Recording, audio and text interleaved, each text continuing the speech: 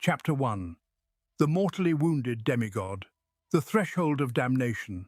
The ash of a ruined world settles upon the shattered ceramite of a fallen demigod. There is no glory to be found in the mud and the blood, only the agonizing reality of a transhuman frame pushed beyond its absolute limits. His spine is a pulverized ruin of bone and fused armor, severing all connection to his limbs. Ruptured primary and secondary organs spill their vital fluids into the toxic soil, defying the miraculous design of the Emperor. The Larriman's organ, engineered to staunch the most grievous of wounds, floods his failing circulatory system with a desperate surge of clotting cells, struggling vainly to seal catastrophic ruptures that defy even transhuman resilience. As his twin hearts struggle to maintain their rhythm, a profound and desperate peace washes over the dying Astartes. He welcomes the gathering dark, believing his centuries of brutal service are finally at an end. He braces his transhuman spirit for the final dark, content that his absolute duty to the master of mankind is at last complete. But the shadow that falls over him is not that of the master of mankind. It is the sterile, white-armoured bulk of an apothecary staring down through blood-spattered ocular lenses. There is no warmth in this gaze, only the cold, clinical calculation of a harvestman evaluating a crop. The grinding hum of a narthecium breaks the battlefield silence as the medic scans the ruined meat, measuring the degradation of the flesh against the resilience of the spirit. To be interred within the adamantium womb of a dreadnought, a very specific and terrible threshold must be met by the fallen. The warrior must be a hero of undeniable renown, mortally wounded and entirely beyond the salvation of conventional bionics or reconstructive surgery. The physical body must be an unsalvageable wreck, a vessel no longer capable of supporting life on its own. Yet the mind must remain an impenetrable fortress. The brain and the core nervous system must be flawlessly intact, possessing the sheer indomitable will required to command a colossal war engine without instantly succumbing to cascading psychosis. The apothecary reads the runic displays, his Auspex transmitting the grim criteria to the waiting master of the forge. The fallen warrior is deemed worthy of preservation by the chapter's priesthood, a verdict that swiftly seals his eternal doom. Inside the shattered armor, the transhuman biology makes one final desperate attempt to protect the host from the agony to come. The Sozan membrane attempts to plunge the Space Marine into a state of suspended animation, a deep protective coma meant to numb the unimaginable pain of his grievous wounds. It fails miserably, the neurochemical triggers shorting out within the ruined mess of his internal systems. Consciousness remains agonizingly perfectly sharp as the apothecary readies the stasis casket. The dying hero watches the humming field generators of the apothecary's gear activate, realizing with a crushing, solemn clarity that the merciful kiss of the reductor is being withheld. He is not to be granted the Emperor's peace. He is being denied the ultimate reward of a warrior's death, chained violently to the mortal plane to endure a claustrophobic eternity of sensory deprivation and mechanized fury. The long, dark path to the butcher's table is laid out before him, paved with the cold certainty that his suffering is only just beginning. Chapter 2. The butcher's toll, stripping the flesh. To be saved by the master of the forge and the chapter's tech marines is to endure an atrocity dressed as salvation. The ruined shell of the fallen hero is dragged beneath the harsh, blinding lumens of the surgical reliquary. Here, the holy chanting of the tech marines begins. Their voices rise in monotonous binary prayers that reverberate against the cold iron walls. This sacred chorus provides a chilling, dissonant counterpoint to the savage grinding of adamantine power saws and the searing hiss of laser scalpels. What remains of the shattered limbs of the Space Marine must be systematically and brutally sheared away. There is no room within the sacred sarcophagus for arms that once swung roaring chainswords, nor for legs that once crushed the skulls of Xenos across the bleeding galaxy. Meat and bone are clinically separated from the torso in a fine shower of crimson spray. The demigod of war is reduced with every dispassionate cut to a grotesque bleeding stump of meat. Every strike of the surgical blade feels like a clinical desecration of the grand biological design of the Emperor. Even the miraculous internal architecture of the transhuman must be violently pruned. Organs engineered by the master of mankind for survival on toxic death worlds are callously excised from the open chest cavity. While the sacred progenoid glands are carefully harvested to secure the chapter's future, and lesser organs like the preomna are meticulously scooped from the abdominal void, the primary and secondary hearts, alongside the multi-lung, are heavily augmented, kept intact to desperately sustain the ruined core within the thick, life-preserving amniotic suspension. The remaining torso must be hollowed and reshaped, carved down to perfectly accommodate the restrictive, suffocating dimensions of the amniotic casket. It is in this bloody harvest that the ultimate cruelty of the space marine biology is tragically revealed. The very gifts meant to preserve the warrior in battle now ensure his absolute torment. The Laraman cells within his bloodstream, designed to instantly clot catastrophic wounds, seal the severed arteries the very moment the saw bites through bone and muscle. Neural fail-safes and pain suppressors conspire to halt the systemic trauma that would mercifully grant a mortal mind the dark release of a coma. Because of this supreme resilience, the warrior remains completely, horrifically lucid throughout the entire ordeal. His enhanced physiology becomes a flesh prison, forcing him to experience every agonizing second of his own vivisection. He is trapped within a paralyzed, bleeding cage of rib and spine, drowning in the screaming phantom pains of severed limbs that have already been incinerated. The cold, hovering surgical servitors surrounding the bloody slab offer no solace, their glassy optical sensors utterly devoid of pity. They bathe the weeping stumps in stinging sacred unguents, purifying the raw, exposed nerve endings. The living remnant of the proud Astartes is now nothing more than a biological component. He is a waiting canvas of exposed synapses and stripped bone, violently robbed of all physical autonomy and earthly dignity. The preliminary butchery has finally concluded, leaving the ruined flesh ready to receive the invasive metallic roots of the machine. What remains of the fallen angel is a bleeding, limbless core of flesh and bone. Now begins the true violation. The Tech Marines do not seek to heal this ruined torso, they seek to conquer it. The central nervous system, that sacred tapestry of sensation, must be utterly subjugated. Heavy rotary saws bite into the exposed vertebrae of the severed spinal column. Bone shards scatter like unholy snow as the spinal cord is laid bare to the sterile lumens of the apothecarian. This is the neural splicing. It is a butchery of the mind and soul as much as the body. Thick, heavy metallic spikes are driven directly into the unprotected nerve clusters of the spine. There is no anesthetic that can dull this agony. The Space Marine feels every jagged intrusion as the iron teeth of the machine bite into his very essence. More drills breach the reinforced bone of the cranial vault. Cerebral cortexes are pierced by adamantium needles, plunging deep into the grey matter of the brain. These are not the delicate surgical implants of his initiation. These are massive, brutally invasive cables designed to channel the wrath of a war engine. To understand this torment is to understand the mind impulse unit, the sacred and terrible mechanism that binds man to machine in our dark millennium. A standard mind impulse unit translates organic thought into digital command, allowing a mortal mind to operate complex cogitator arrays or weapon systems. For the Adeptus Astartes, their standard communion with Warplate is achieved through the neural interface of the black carapace. That subdermal membrane is an elegant triumph of genetic alchemy. It allows a Space Marine to interface smoothly with his power armor, feeling the ceramite plates as if they were his own natural skin. But the Dreadnought demands far more than a suit of infantry armor. It is a massive walking fortress of destruction. Instead, the black carapace must be agonizingly adapted.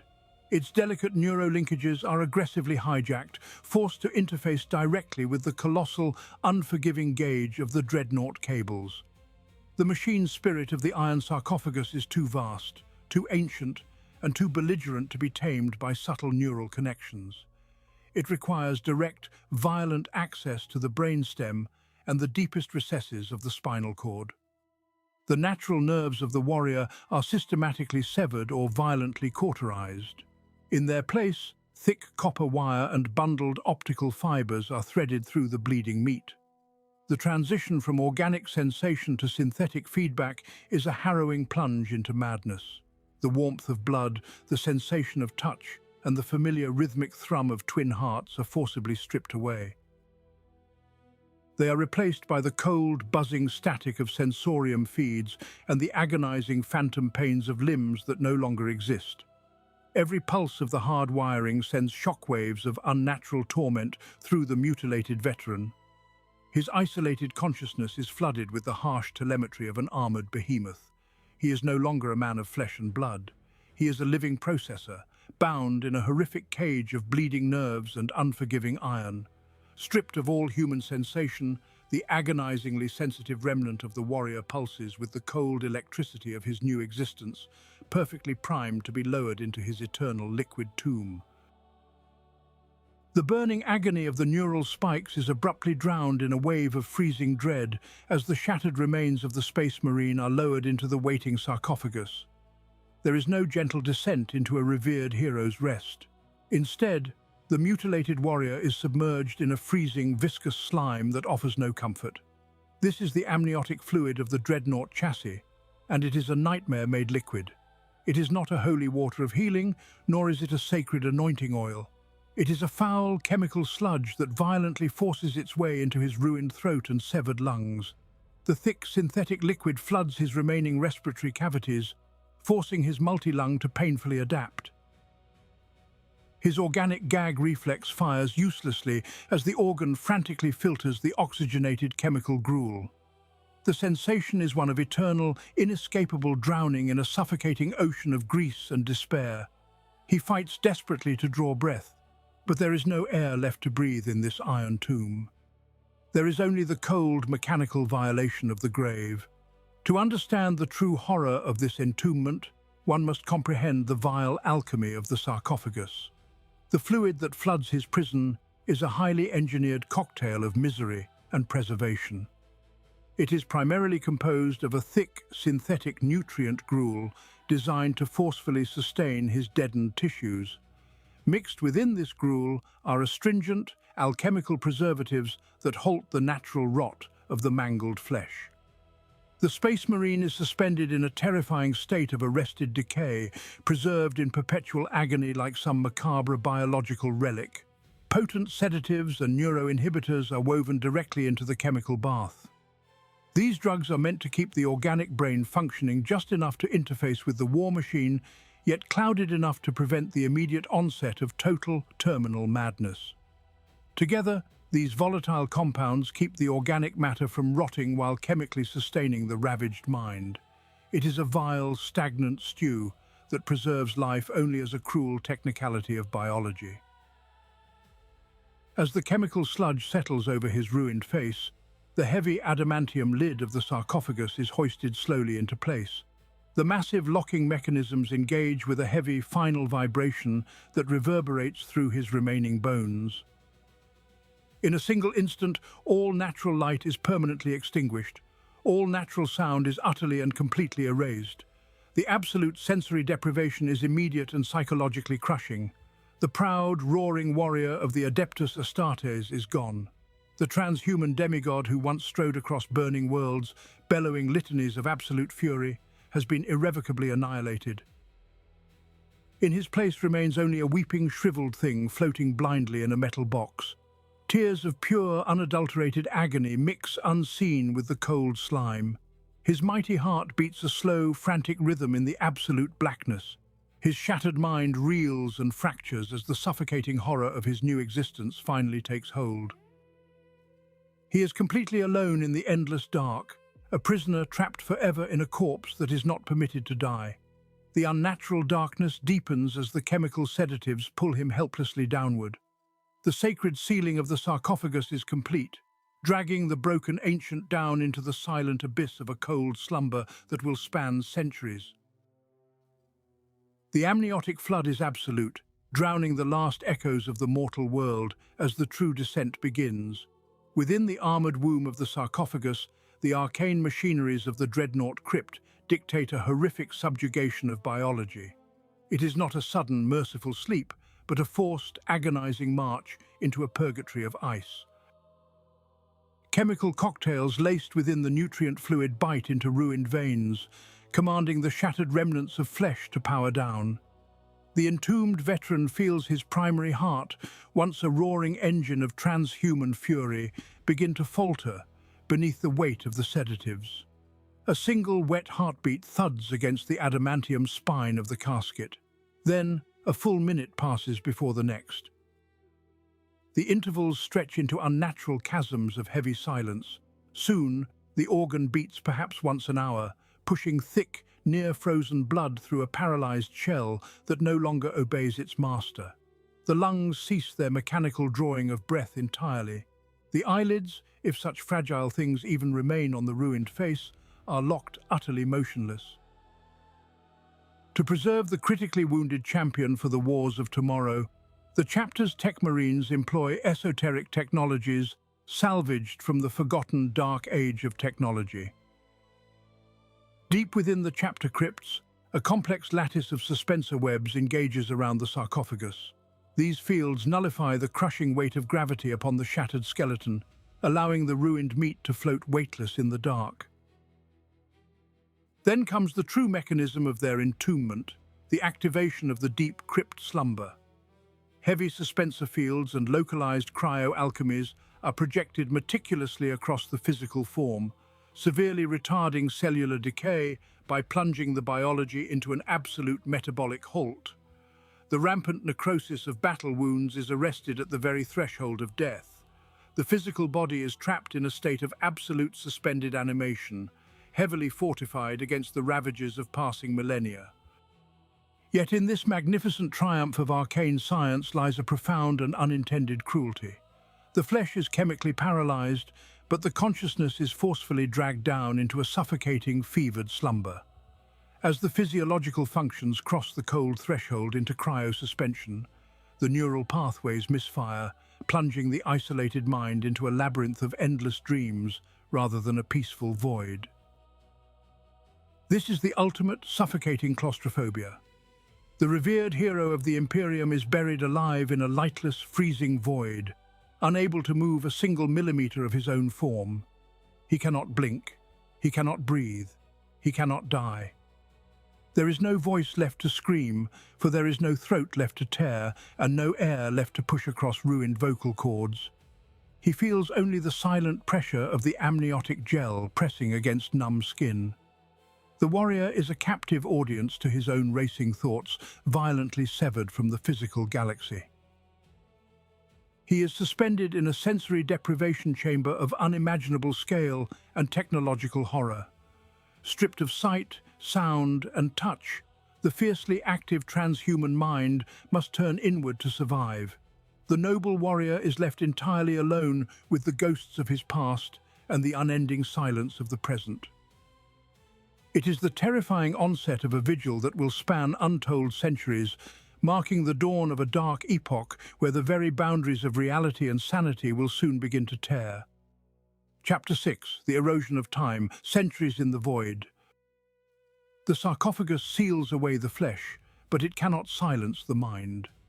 Suspended in the amniotic dark, the pilot is cast adrift into a heavy, drug-induced slumber, drowning in an ocean of sensory echoes and fragmented memories. Without the rhythm of a living heartbeat or the cycle of a distant sun, time loses all meaning in the void. A single solitary day stretches into an agonizing millennium. A century of real space passes in the span of a phantom breath. There is no dawn to mark the survival of the night, only the unbroken continuum of shadows pressing against the edges of thought.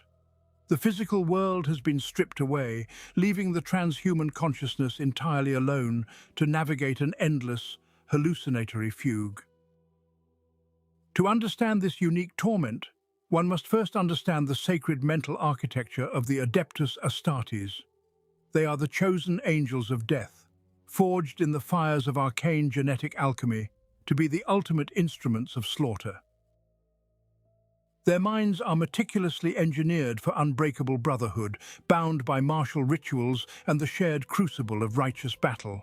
They are built to face the unimaginable horrors of the galaxy shoulder to shoulder with their armored kin. Yet for all their strength, they are wholly unequipped for absolute isolation. The rigorous psycho-conditioning that makes a space marine fearless in the face of roaring artillery offers absolutely no defense against the creeping silent void. Deprived of a rigid chain of command, devoid of immediate violent purpose, and severed from the rituals of the chapter cult, the transhuman mind slowly begins to devour itself. This sensory starvation is the tragic genesis of the severe dementia so devastatingly common among the entombed ancients. In the waking world of the battlefield, a space marine relies heavily on his eidetic memory as a vital tactical advantage. He effortlessly learns 1,000 ancient stratagems, memorizes complex planetary topographies in an instant, and recalls the physiological weak points of countless Xenos breeds. In the lightless tomb of the Dreadnought, however, this flawless photographic recall becomes an instrument of purest, unrelenting torture. The pilot remembers every single face of every battle brother who ever fell beside him. He sees them not as fading ghosts, but in perfect, excruciating, pristine detail.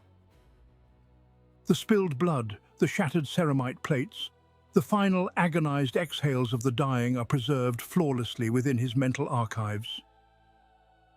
With no new sensory stimuli to overwrite the grim past, these memories gather and multiply in the darkness. They stare at him from the featureless black, their silent accusations echoing loudly in the absolute quiet. Centuries bleed together beneath the crushing weight of these eternal phantoms. The isolated mind, desperate for any anchor in the dark, clings violently to the echoes of past carnage until those echoes grow louder than the silence. The psychological erosion is slow, methodical, and utterly merciless. Sanity is not a fortified bastion that falls to a single mighty siege, but a brittle cliff face worn away by an endless dark sea. Eventually, the foundation simply gives way. The rigid mental discipline of the warrior psyche fractures under the immense pressure of infinite time. The boundary separating recorded memory from present reality finally collapses. Stripped of logic and left with nowhere else to flee, the shattered consciousness begins to slip entirely, plunging downward into a deeply unnatural and endless slumber. Chapter 7. The Fragmented Hell of Memory. Time has ceased to be a river, becoming instead a stagnant ocean of fractured horrors. Within the sealed sarcophagus, the ancient warrior is cast adrift in a hallucinatory hell of his own making. He is forced to relive the exact moment of his ultimate failure, chained to a memory that will not fade. He stands upon a world of burning ash, seeing the ambush unfold exactly as it did so many centuries ago. He watches his battle brothers advance into the killing ground. He knows the trap is waiting.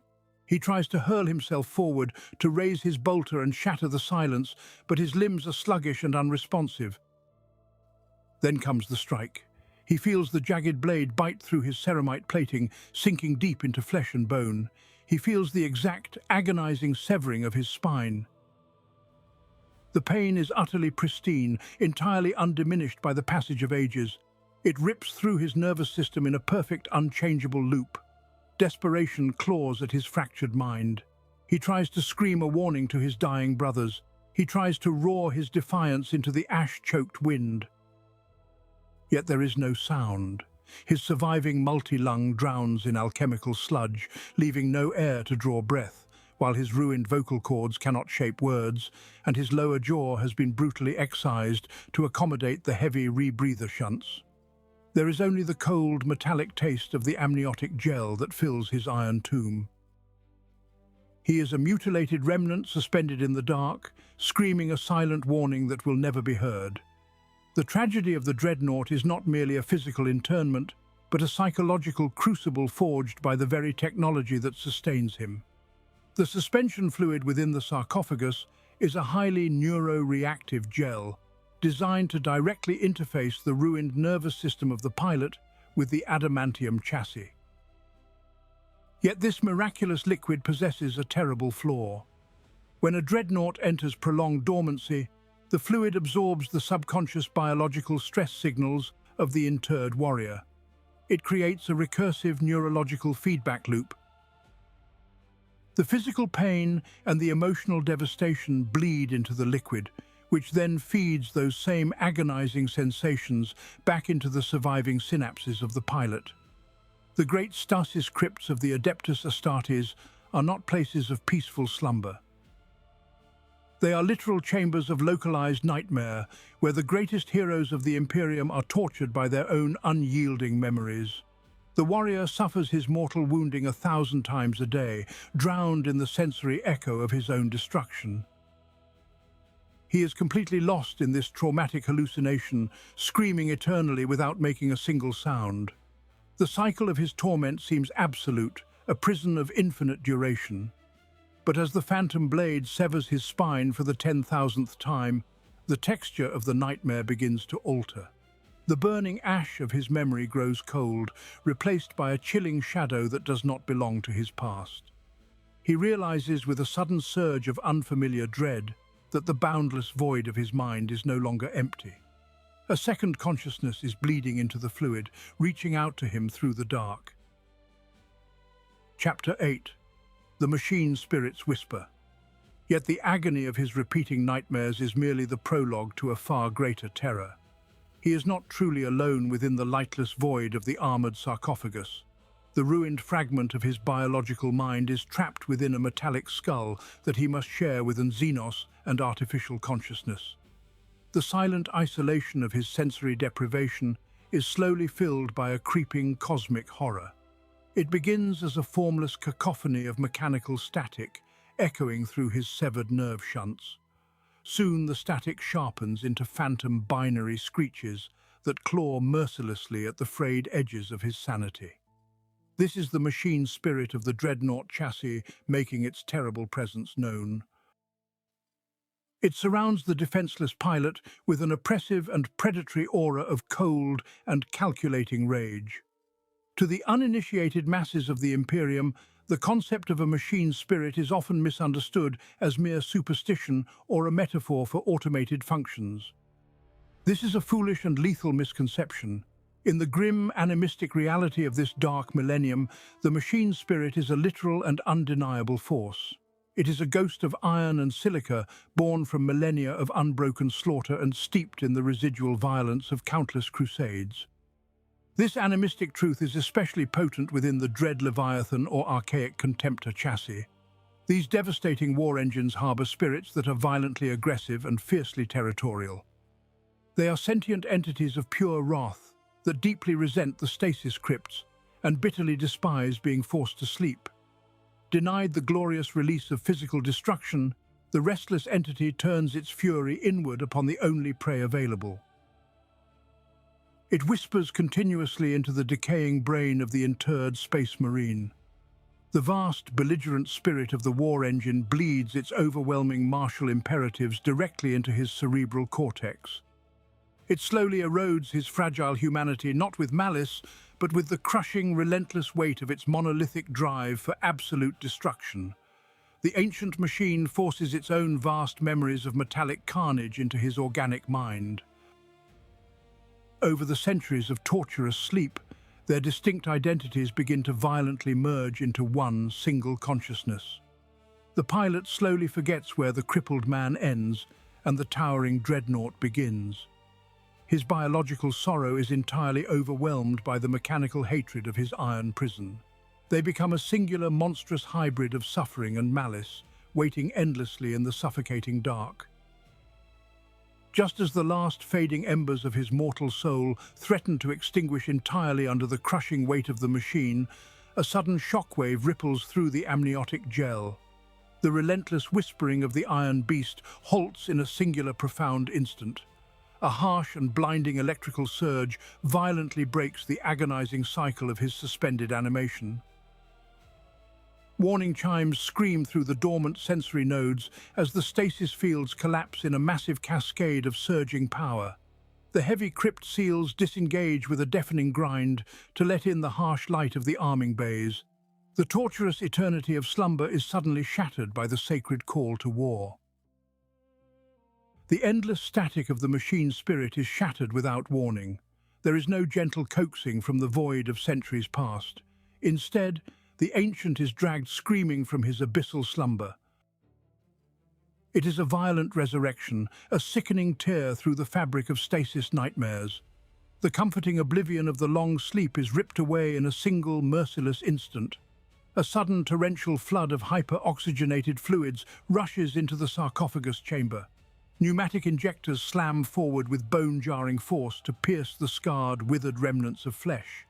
A volatile cocktail of raw adrenaline and aggressive synthetic stims is driven directly into his shriveled twin hearts. The vital organs have been locked in a cold, torpid crawl for an age. Now it is forced into a violent spasm under the sheer chemical savagery of the process. Beyond the thick armoured shell of the Dreadnought, the sacred awakening ritual is underway. The presiding tech marines stand in a shadowed circle, their augmented voices raised in solemn binaric hymns. They chant ancient prayers of profound reverence to the Omnissiah and the Master of mankind. They swing heavy censers, burning sacred oils to appease the wrath of the slumbering Leviathan. Yet beneath this grand veneer of holy liturgy lies a brutally mechanical reality. Their chanted rites translate directly into the merciless shocking of a fragile, necrotic nervous system. The spiritual reverence of the priesthood is entirely at odds with the physical torture inflicted upon the pilot. Submerged deep within the darkened amniotic tank, electrodefibrillators ignite within the life-preserving gel. Arcs of raw, untamed voltage surge through the suspension fluid. This localized electrical storm sears the half-dead flesh of the interred hero. Every decayed, dormant nerve ending is set violently ablaze. It is an agony beyond any standard mortal comprehension. The near-dead tissue is quite literally jump-started into agonizing compliance by the unyielding machineries of the chapter.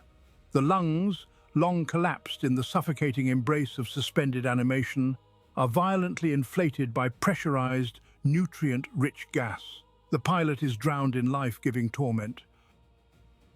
The ancient does not wake to a peaceful new dawn. He is dragged headlong into a blinding crucible of pure, unadulterated suffering. His withered, vestigial organs scream in silent protest as they are compelled to function once more.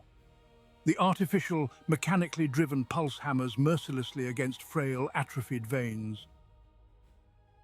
Consciousness returns not as a gradual awakening, but as a devastating kinetic impact upon the soul.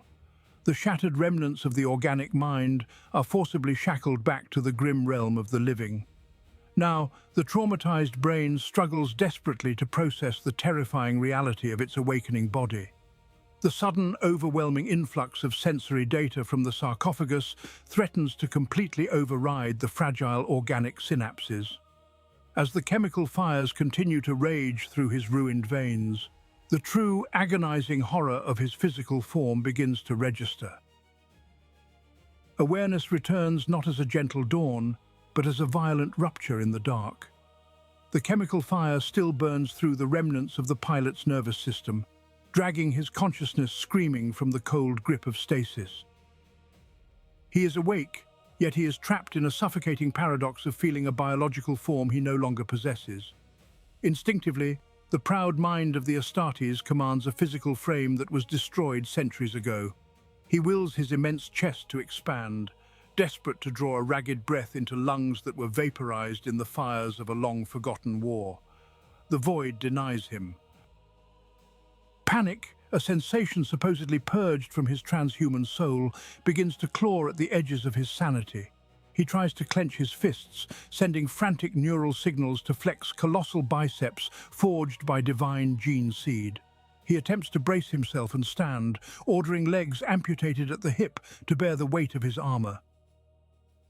The biological brain demands the familiar response of living flesh.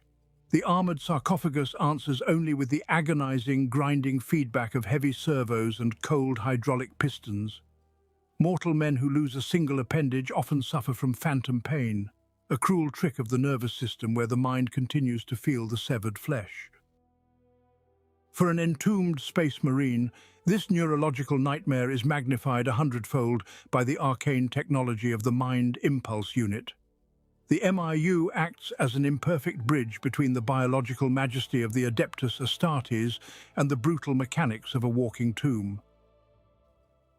When the pilot's brain fires a command to move a missing arm, the MIU forcefully routes those delicate neural impulses into thick power cables and heavy actuator relays.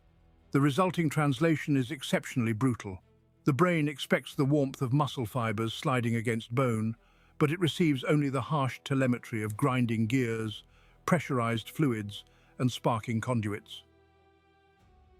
Every attempt to move a ghost limb sends spikes of pure, unfiltered agony straight into the cerebral cortex. The warrior is forced to endure the sensation of his entire ruined body being simultaneously crushed and ignited by his own life support systems. He is a phantom trapped in an iron coffin, tortured endlessly by the memory of his missing anatomy. The sheer trauma of this neuro-mechanical dissonance is enough to shatter the minds of lesser beings in a fraction of a second. Yet the chosen warrior must endure the torment. He screams a silent, non-existent scream as the artificial interface continues to stitch its metallic tendrils deeper into his grey matter. The amniotic fluid offers no comfort, only the metallic taste of his own blood and the relentless hum of machinery. He must accept the terrifying reality that he is no longer a creature of flesh and blood, but a broken spirit haunting a mechanical shell. The phantom pains reach a blinding crescendo, pushing his legendary endurance to the absolute breaking point. His mind becomes a frantic storm of misfiring neurons, desperately searching the blackness for any real connection to the physical universe. He waits in the suffocating darkness, drowning in an ocean of artificial agony. Deep within the armored chassis, ancient machine spirits finally begin to stir from their slumber, preparing to open the terrible floodgates of perception. Chapter 11. The sensory overload of Auspex reality. The desperate agony of severed nerve endings clutching at phantom limbs is suddenly violently shattered. A new and far more profound violation begins as the sarcophagus completes its dread awakening. The master of the forge and his attending tech marines throw the final heavy breakers, routing the plasma reactor core directly into the dormant cortex of the interred warrior. The transition does not come as a gradual dawn or a gentle opening of the eyes. It strikes with the brutal force of a thunder hammer. The pristine, silent darkness of the amniotic tank is utterly obliterated by the unforgiving dawn of Auspex reality. Organic sight is murdered in a single instant. In its place comes a blinding, data-choked flood of glaring crimson and toxic phosphor green. It feels as though rusted iron nails are being driven relentlessly into the ruined stumps of the pilot's optical nerves. His original eyes, long since excised by the tech marine's sterile blades, are replaced by a direct neural feed that renders physical sight entirely obsolete. He is immediately drowning in the harsh, digitized feed of external auger arrays, thermal overlays, and electromagnetic resonance spikes.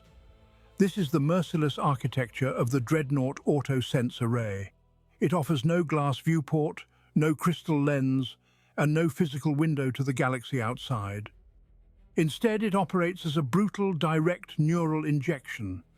Raw telemetry, sweeping radar arrays, and glowing targeting reticles are carved straight into the bleeding tissues of the frontal lobe. The ancient machine spirit of the chassis completely and violently overrides whatever organic perception the pilot has left. The human brain is forced by holy cybernetics to process the relentless geometry of a battlefield it can no longer genuinely witness. Hearing is similarly butchered by the awakening mechanisms. The natural, comforting rhythm of organic breath and heartbeat is drowned forever beneath the harsh, metallic screeches of internal voxcasters. Every sonic intake from the outside world is intercepted, digitized, and flattened into a cold, synthetic roar that rattles the skull. It is within this paralyzing, endless storm of screaming data that the true horror of his entombment finally settles upon his soul. The sensory overload strips away the last clinging illusions of his mortality. The pilot realizes with a crushing certainty that he will never again feel the biting chill of a toxic wind against his face. He will never again draw a true breath to smell the sharp tang of spent bolt propellant or the copper stench of enemy blood. He will never again feel the unyielding dirt of a conquered world beneath his armored sabatons. His entire physical universe has been permanently reduced to fluctuating radiation bands and blinking hostile silhouettes. He is sealed forever within an airtight adamantine coffin. His mutilated body is merely organic ballast, suspended in thick alchemical fluid and tethered irrevocably to the waking nightmare of the eternal war machine. The transhuman champion he once was has been systematically dissolved by the very technology that preserved his fading pulse. Only a vengeful ghost in the machine remains, drowning in a suffocating sea of red attack runes and artillery coordinates. Through the blinding optical static and the agonizing vibrating roar of the Dreadnought reactor, a cold clarity finally takes hold. The terrible singular truth of his mechanized resurrection begins to crystallize within his tortured mind. Chapter 12. The Wetware Processor Realization. Through the overwhelming flood of tactical telemetry, a new vibration pierces the digital storm. It is the voice of the tech marine, distorted by the thick adamantium of the sarcophagus shell. The master of the forge is chanting the canticles of awakening. At first, the interred hero clings to a desperate hope that these litanies are meant for him. He expects words of brotherhood, honoring his past deeds and his ultimate sacrifice upon the battlefield. But as the binary-laced high Gothic syllables wash over his ruined ears, the horrifying truth dawns upon his fractured mind. The tech marine is not speaking to the warrior. The tech marine is whispering devoted praises to the machine. The reverence, the holy oils, the sacred incense, they are all offered to the venerable Dreadnought chassis itself. To the cold, unforgiving logic of the machine, the shattered demigod floating inside is merely a necessary component. Though he remains a deeply respected ancestor of his chapter, the arcane systems bind him as nothing but a biological central processing unit. To understand this crushing indignity, one must look to the darkest dogmas of the Adeptus Mechanicus. Long before the dawn of the Imperium, humanity was nearly annihilated by its own creations during the devastating cybernetic revolt of the Men of Iron. Since that apocalyptic age, the creation of the Silica Animus, the abominable intelligence, has been the ultimate heresy. Thinking machines are universally forbidden across the million worlds of the Imperium. Yet the monstrous engines of war require vast computational power to function in the heat of battle. A mighty dreadnought needs spatial intuition, dynamic targeting algorithms, and reaction speeds that simple mechanical cogitators cannot ever provide. The grim solution to this technological paradox is the transhuman mind. The organic brain of the dying hero is not merely a biological cogitator, it is the only force possessing the sheer, indomitable will required to leash the wrath of the ancient war engine. The ancient warrior realizes his existence is now a perpetual war for dominance against the predatory machine spirit of his walking tomb. His centuries of hard-fought battlefield wisdom and his legendary tactical acumen are the very anchors keeping his soul from being entirely consumed. While the unfeeling dogma of the cult Mechanicus might view flesh as a necessary frailty, the chapter deeply reveres the ancestor within the iron. Yet despite their profound veneration for their living legend, his identity is constantly eroded, tragically submerged beneath the colossal, belligerent demands of the relic armor. He is permanently trapped within a cage of venerated iron, an honored but tormented prisoner bound to an eternal cycle of warfare and mental subjugation. His identity, his glorious name, and his very humanity are violently stripped away by the grinding gears of operational necessity. He is a living ghost, chained forever to the levers of a colossal weapon. Existential despair threatens to entirely drown what little remains of his sanity. The cold realization settles deep within his atrophied, barely beating heart. He is utterly alone inside this mechanical tomb. The litanies outside reach a deafening crescendo as the final plasma reactor seals lock into their primary positions. Every holy rune on his massive armored shell suddenly flares to life with blinding crimson light. The colossal pistons of his legs finally engage, perfectly synced to the agonizing impulses of his own nervous system. The mighty war engine takes its first heavy, shuddering step toward the deployment bays. The unending meat grinder of a hostile galaxy hungrily awaits its awakened weapon. Chapter 13. Deployment, the illusion of glory. To the mortal guardsmen trembling in the trenches and the battle brothers looking to the sky, the atmospheric entry of an ancient is a spectacle of absolute and terrifying magnificence. A searing meteor of righteous fury screams down from the heavens, trailing a tail of blinding, superheated plasma. It is the Emperor's wrath made manifest, a blazing herald of doom cast down upon the heads of the heretic and the Xenos. They see a legend descending from the stars, a revered hero clad in invincible ceramite, ready to unleash a tempest of holy fire. They raise their bolters in salute to the descending god of war, inspired by the glorious illusion of his immortality. Yet within the armored shell of that plummeting comet, there is no glory, only an inescapable, suffocating nightmare of localized physics. The pilot is blind to the adulation of his brothers, locked away in total darkness, while catastrophic G forces threaten to tear his ruined biology apart. He is nothing but a fragile, bruised torso, a collection of scarred organs floating blindly in a suffocating jar of amniotic fluid. Despite the hydrostatic protection of the amniotic gel, the sheer apocalyptic inertia of atmospheric entry reverberates through his neural shunts, translating the drop pod's structural torment directly into his ravaged nervous system. He screams in a voice no one can hear, an agonized, bubbling roar, lost in the roaring static of the void, entirely at the mercy of gravity. This brutal chariot is the Lucius-pattern Dreadnought drop pod, a marvel of the Adeptus Mechanicus specifically designed to deliver these massive war engines directly into the heart of the slaughter. The drop pod is outfitted with immense, powerful inertial dampeners and grav chutes built to protect the sacred machine chassis from shattering upon impact. The adamantium and ceramite of the Dreadnought endure the immense stress of the orbital drop without a single fracture. However, these mechanical safeguards were designed for the machine, not for the fragile organic slush imprisoned within the sarcophagus. The mechanical shell survives, but the living pilot absorbs a horrific amount of kinetic trauma.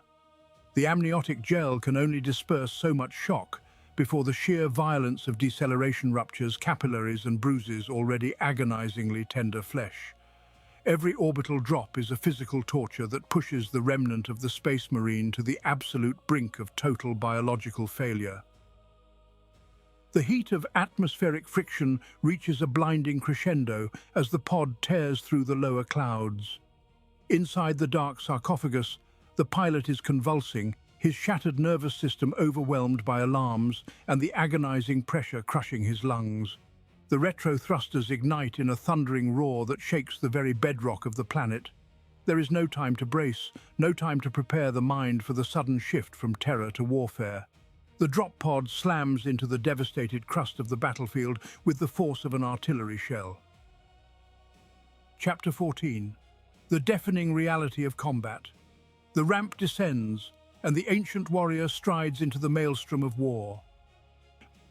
To pilot a dreadnought is to exist within a sensory paradox of ultimate power and agonizing vulnerability. He does not hear the battlefield in the way a mortal man does. Airborne sound cannot pierce the thick adamantium shell of his armored sarcophagus. Instead, the unending cacophony of war translates entirely into physical trauma. Every thunderous stride of his massive mechanized legs is a localized earthquake.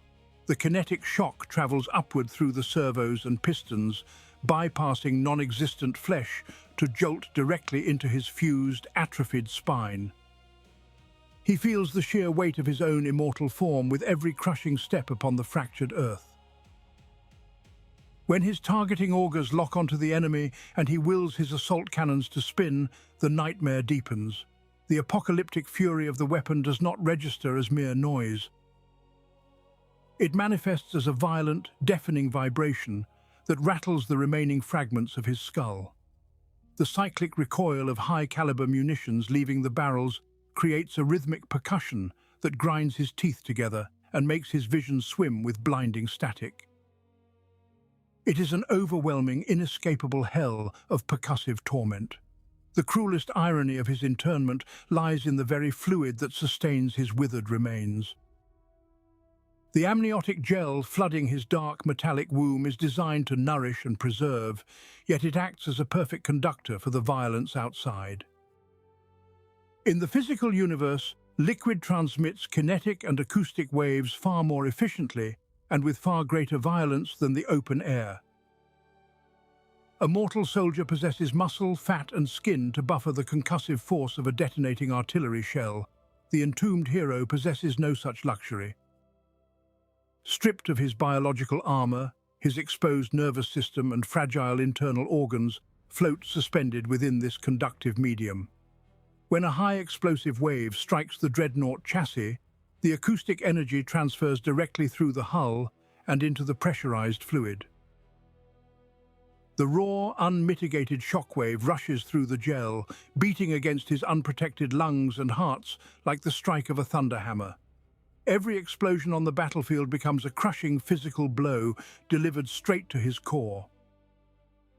He is a creature trapped within a resonant drum of unyielding metal, forced to feel every echo of slaughter as an intimate violation of his ruined anatomy. There is no silence to be found within the sarcophagus, only the relentless, bone-shaking reality of endless war. This suffering is the price of his eternal service to the master of mankind. He pushes forward through the trembling ash and smoke, his heavy weapons cycling for another barrage. The enemy begins to rally from their initial terror and turns their heavy guns toward his towering silhouette. The true agony of his iron existence is about to begin. Chapter 15. The Machine's Rage and Human Despair. The boundary between flesh and adamantium ceases to exist entirely. Through the cruel perfection of the mind impulse unit, the sensory assault mutates into a profound and terrifying synthesis. The pilot is no longer a shattered veteran encased in a walking tomb. He becomes the tomb itself. Every structural impact is translated directly into his ruined nervous system as agonizing biological trauma. When a high-explosive crack missile detonates against the outer ceramite plating, the pilot does not merely register a drop in armor integrity. He feels the strike as a brutal flaying of his own skin. When the macroplasma incinerator coils draw too much power and begin to overheat, the rising thermal output does not trigger a simple warning chime. It manifests as a blinding white fire inside his skull, searing his conscious mind and boiling his thoughts into ash. There is no escape from this engineered suffering. This is the tragic reality of the most potent Dreadnought chassis in the Imperial arsenal. The ancient Leviathan siege Dreadnoughts were not designed to preserve the sanity of their occupants. They are notorious among the Techmarine Brotherhoods for acting as parasitic soul furnaces. These Dreadnoughts demand a psychic and physical toll so immense that they actively consume the vital essence of the heroes interred within them. They slowly burn out the pilot over cycles of relentless war, leaving behind a hollowed husk driven entirely to madness. As the human mind breaks under the weight of this artificial agony, the true master of the war engine awakens. The immense, ancient machine spirit of the Dreadnought rises from its digital slumber. It is a predatory intelligence flooded with an archaic battle lust. It floods the pilot's brain with screaming streams of binary hatred. The biological mind begs for the release of oblivion. The warrior who has fought for centuries yearns only to collapse, to close his eyes, and to finally embrace the quiet peace of the Emperor's grace. But the machine is merciless. Its psychotic urge to kill utterly dominates the fading whispers of human exhaustion. The sarcophagus pumps harsh chemical stimulants directly into the meat of the pilot, denying him the sanctuary of unconsciousness. Servomotors whine and hydraulic muscles flex as the Dreadnought strides forward through the carnage, puppeting the paralyzed Marine. The pilot is trapped in a waking nightmare of unending violence, forced to endure the agonizing sensation of tearing through enemy armor and crushing bone under iron treads. He is reduced to a helpless passenger within his own iron shell, a captive to the merciless wrath of the machine. Pushed beyond the absolute brink of his endurance and suffocating beneath the Dreadnought's murderous dominion, a fractured fragment of his humanity retreats into the deepest corners of his shattered psyche. There, in the agonizing dark, the loyal son of the Emperor must constantly war against his own fracturing mind, violently suppressing the forbidden, creeping desire for oblivion. Chapter 16. Begging for the killing blow.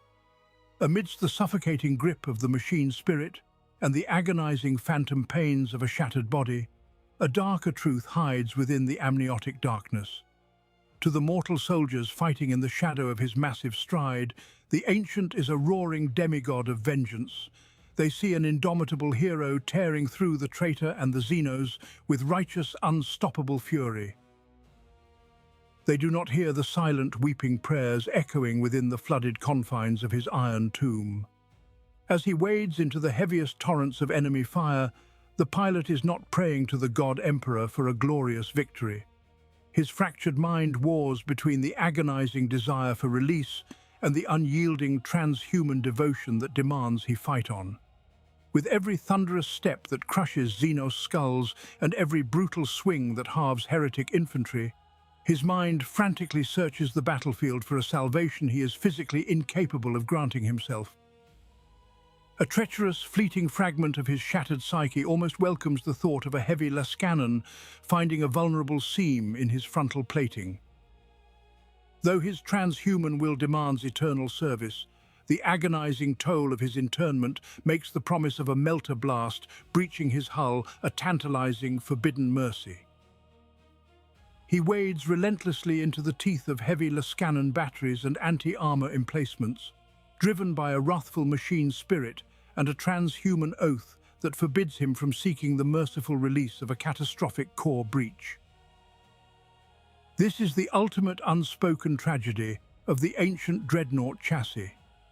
The central sarcophagus is an unparalleled marvel of martial engineering, carefully crafted from the densest bonded ceramite and the thickest adamantium plating available to the Adeptus Mechanicus.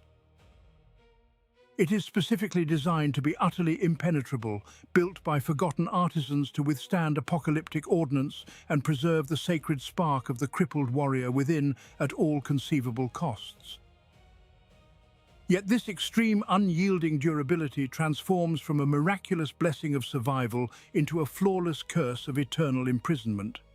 The very armor that shields him from utter destruction tragically guarantees that he endures catastrophic kinetic impacts that would otherwise grant a mortal man his glorious final release. When the heavy ordnance inevitably strikes his hull, the chassis shudders violently and the warning runes flare crimson across his burning neural feed. For a fleeting, beautiful fraction of a second, his soul leaps at the golden promise of death. Then the thick smoke clears. The holy adamantium holds true. The killing blow is cruelly denied. A wave of horrific, crushing disappointment washes over the ruined organic remnants of the legendary pilot. He is forced to endure the weeping sorrow of survival as his assault cannon automatically spins up once more to obliterate those who so miserably failed to kill him. The merciless massacre continues until the ravaged battlefield falls deathly silent. The myriad enemies of mankind lie scattered across the broken earth in ruined heaps of burning ash and frozen gore. There are no more heavy anti-armor batteries left to challenge his stride. There are no more massive blades to test the integrity of his sacred hull. The silent, unacknowledged spectre of his final rest has been driven away once again by the cruel, unyielding perfection of Imperial craftsmanship.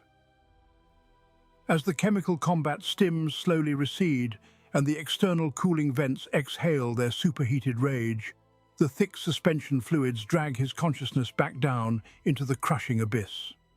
The towering engine of war powers down amidst the ashes of the slain, leaving the weeping hero trapped in the suffocating dark. Chapter 17. The silence after slaughter. The thunder of the guns finally ceases. The sudden absence of violence is not peace, but a sickening, plunging void. The combat stimulants that flooded the pilot's ruined nervous system are violently purged by the sarcophagus regulators. A jarring, devastating emotional crash follows. Outside the armored chassis, the war zone is a monument to slaughter. Mountains of Xenos gore steam upon the ruined earth. Towering infernos consume the shattered hive spires. Yet the ancient warrior feels none of it. He cannot smell the coppery tang of spilled blood. He cannot feel the searing heat of the Prometheum fires. He cannot feel the ash-laden wind of victory upon his ruined face. There is only the cold, sterile stink of his own chemical tank. There is only the synthetic thrum of life support recyclers and the sickening hum of the amniotic fluids that refuse to let him die. Through damaged auditory sensors, the solemn battle chants of his Space Marine brothers filter in. It is a muffled, tinny sound, entirely devoid of meaning or warmth. They chant prayers of triumph and raise their bolters to the bleeding sky. But inside the dark water of the sarcophagus, a crushing, unbearable realization takes hold. His adamantium shell held against the enemy fury. His secret, desperate prayer for a glorious warrior's demise went utterly unanswered. He survived. The endless torture of his half-life is not over. This is the cruelest truth of the chapter's post-slaughter rites.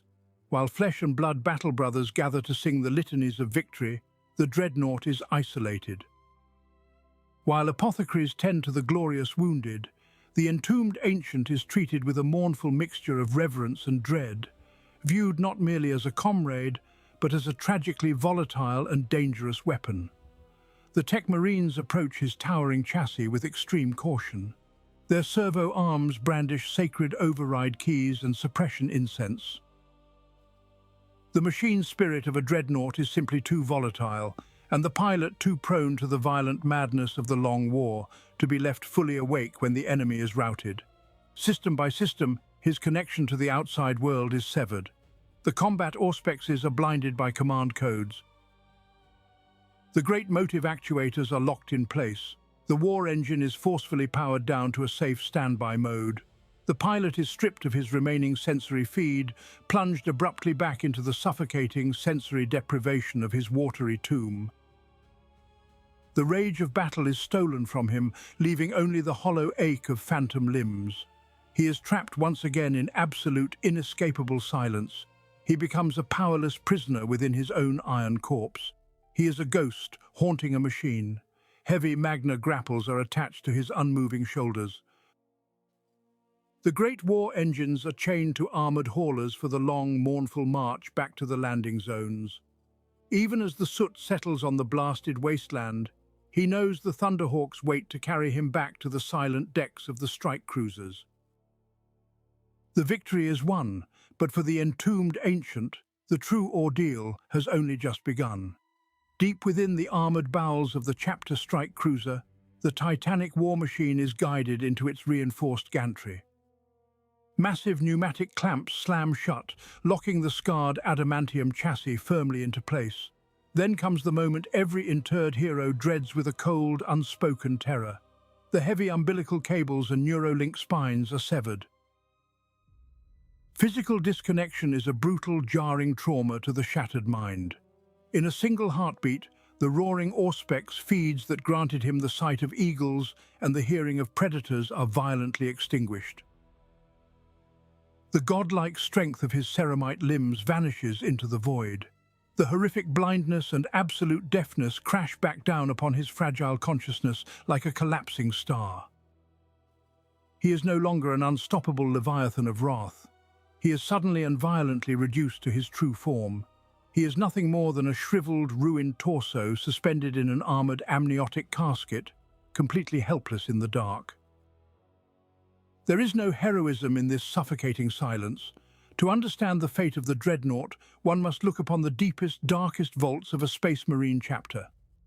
Whether buried at the roots of a mountain-carved fortress monastery or hidden in the heavily armoured core of a sprawling battle barge, the Dreadnought crypts are realms of solemn reverence and unyielding dread. These are not halls of glory adorned with golden banners or echoing with the songs of victory. They are oppressive, freezing mausoleums meant to preserve the rotting flesh of the revered dead.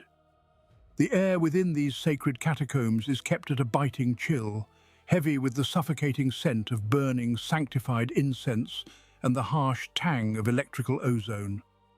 Silent, heavily augmented tech priests and solemn servitors patrol the shadowed aisles, their mechadendrites twitching in the gloom.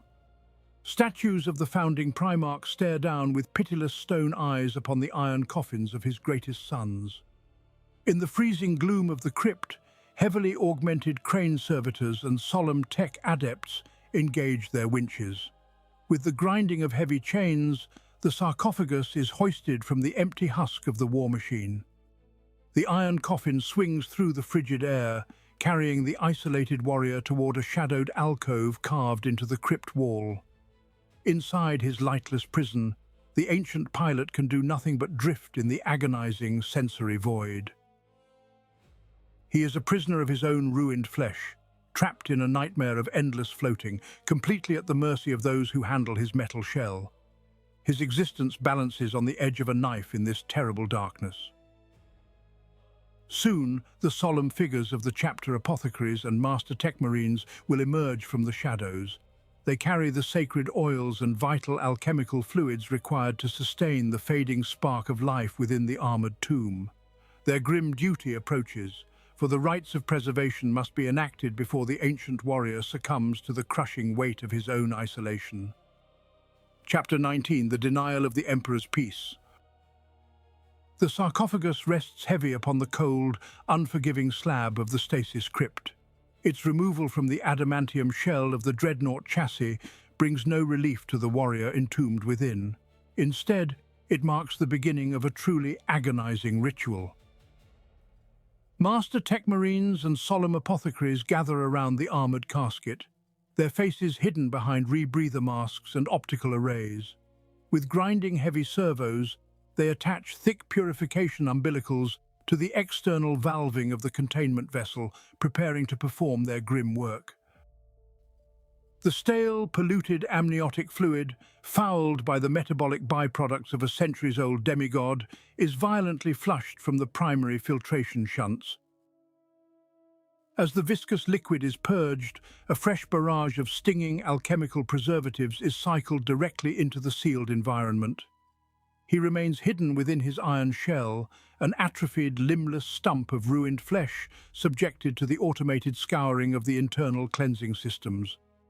The pilot feels the caustic burn of the fluid replacement, his raw flesh chemically abraded by the very life support mechanisms designed to sustain him. They must scrub the necrotic tissue and weeping sores that have blossomed across his degraded body during his long, violent wakefulness. The pilot feels every brutal incision, every scraping pass of metal over exposed nerve endings. In the darkness of his own mind, he screams. He wishes to beg his brothers to show mercy, to let him die. He prays for someone, anyone, to simply sever the primary life support cables and grant him the quiet oblivion he has earned. But he has no voice to make this plea. His vocal cords were destroyed centuries ago, his ruined throat capped with synthetic data shunts that can only scream when connected to the external vox grills of his currently absent warplate. He is trapped in a silent hell of forced endurance. Thick, stinging unguents and volatile chemical stabilizers are poured directly over his open wounds. This is not gentle medicine. It is a violent, forced mending that binds rotting tissue back together through alchemical sheer force. They are forcibly halting his biological decay, arresting his death just enough to keep his spark of life tethered to the mortal plane for the next war. Herein lies the most morbid irony of the Adeptus Astartes Apothecarian. These battle brothers are sworn doctors, genetic wardens tasked with the physical salvation of their kin. Yet within the Dreadnought vaults they become the wardens of a living purgatory. They are tasked with perpetuating a state of perpetual agonizing half-life. By the strictures of their chapter and the dogma of the cult Mechanicus, the wisdom of an ancient is an irreplaceable relic. They are forbidden from granting the merciful oblivion of death so long as the warrior's shattered mind can still be lashed to the machine spirit. The Emperor's peace is a holy mercy, but it is entirely denied to those who have already sacrificed everything. To allow a Dreadnought pilot to succumb to his suffering would be a supreme failure, a blasphemous waste of an irreplaceable divine asset. And so, the doctors must torture their revered ancestor to save him. The excruciating maintenance finally draws to a close. Fresh, nutrient-rich amniotic fluid floods the chamber once more, rising up to drown the silent, weeping remnants of the hero. The heavy seals of the sarcophagus are locked back into place. The crypt is ready to be sealed against the universe once again.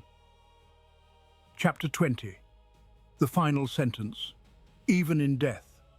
The sacred unguents have been applied and the chimes of maintenance fade into the oppressive gloom. The Tech Marines depart in solemn procession, leaving behind a silence so absolute it carries the weight of crushed worlds. With a tectonic groan that reverberates through the deep crust of the fortress monastery, the massive adamantium doors of the stasis vault begin to close. Inch by tortuous inch, the monolithic slabs grind together, narrowing the heavy golden illumination of the corridor outside. Inside the sarcophagus, the mutilated remnant of a once glorious demigod watches that final sliver of light diminish. He does not rage against the dying of the glow. He is utterly broken, his shattered mind retreating into the chemical haze as he resigns himself to the centuries of cold sleep and hallucinatory nightmare that await him. The colossal doors seal with a concussive thud, severing him completely from the realm of the living. In the absolute dark, a titan of humanity weeps tears of amniotic fluid, forever denied the merciful peace of the Emperor's light. There is no greater tragedy in the long, bloody annals of the galaxy than the existence of the Dreadnought. To understand the sarcophagus is to understand the overarching tragedy of the Imperium of man itself. It is the ultimate embodiment of a realm trapped in a perpetual state of decay, sustained only by the most brutal and unyielding sacrifice. Like the Imperium, the ancient hero is trapped within a rotting armored shell, his withered core screaming in silent agony. Both endure an endless, suffocating nightmare, refusing to die solely to keep the encroaching horrors of a hostile universe at bay. They are monuments to a forgotten age of hope, now paralyzed by dogma and machinery, lingering far beyond their natural span out of sheer, spiteful necessity.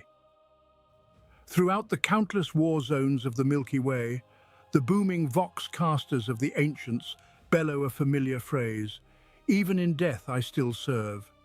Mortal men hear these words and are filled with righteous zeal, believing them to be a triumphant battle cry of undying loyalty. They are profoundly mistaken. It is not a declaration of victory. It is a sentence of eternal damnation. It is a curse levied upon the Emperor's strongest sons, heroes who gave every measure of their flesh, their blood, and their sanity, only to be thrown back into the meat grinder. They are conscripted into an agonizing purgatory where death is no longer a release, but merely another phase of endless attrition.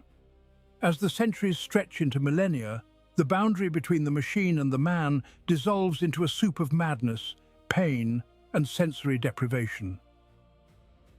They wait in the pitch-black crypts, entombed in their own ruined bodies, dreaming of battles they can never win and comrades who have been dead for 10,000 years. There is no salvation here, only the suffocating silence of the deep vault and the terrifying knowledge that they will be awakened to suffer again. Even in death, the nightmare never ends.